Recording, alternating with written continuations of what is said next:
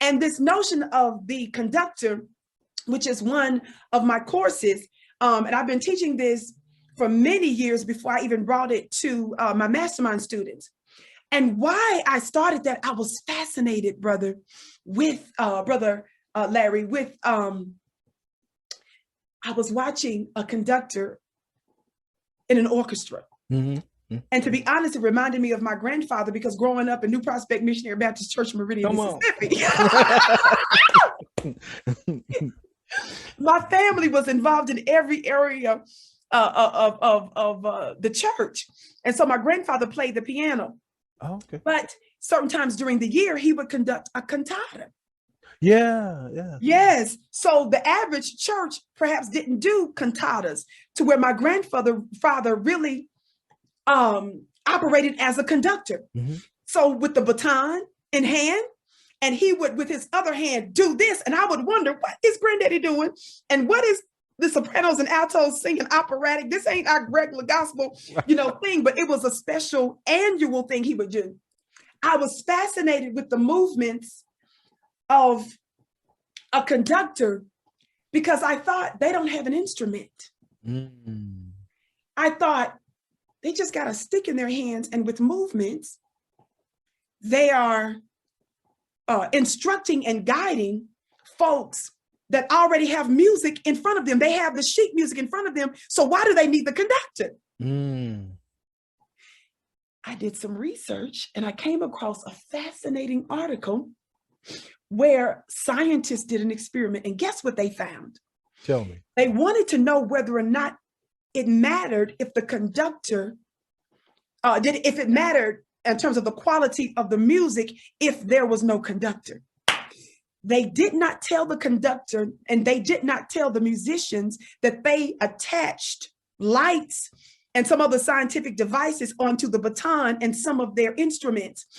And so they did the study and found out that even though the conductor didn't have an instrument, it mattered the direction and the guidance of it. And when they were done with the study, they found that his movements made a beautiful pattern with lights.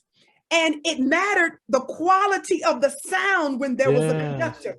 So likewise, you've heard other stories of folks saying that your word is your wand. Mm-hmm. Notice that they even use a type of baton.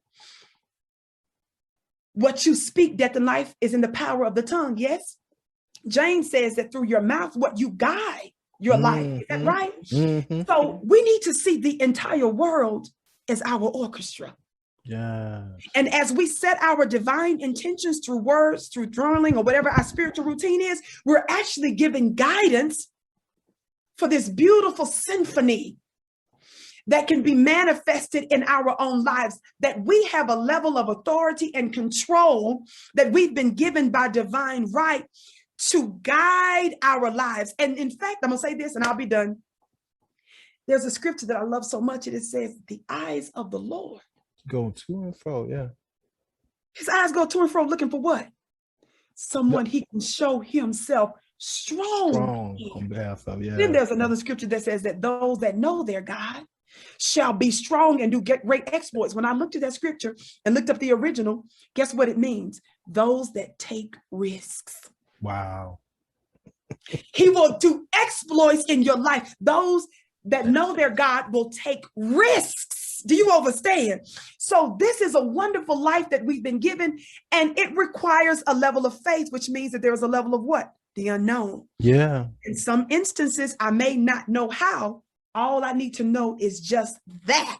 Mm-hmm. All I need to know is that he's going to meet me. When I take a step, Spirit is going to take a step. Yes. So this is what this notion of the conductor is that even though it does not show a physical connection with the conductor guiding those that are playing the violin, the viola, the bass, the drums, and other instruments, it has an effect, those invisible movements, and scientists even prove it. So I want folks to know that even though you may not see your connection, you may not see the direct attachment of your prayers, your divine intentions, your meditations, your divine journaling, and all this kind of stuff, but there is a connection in the spirit, and it's guiding stuff in your life.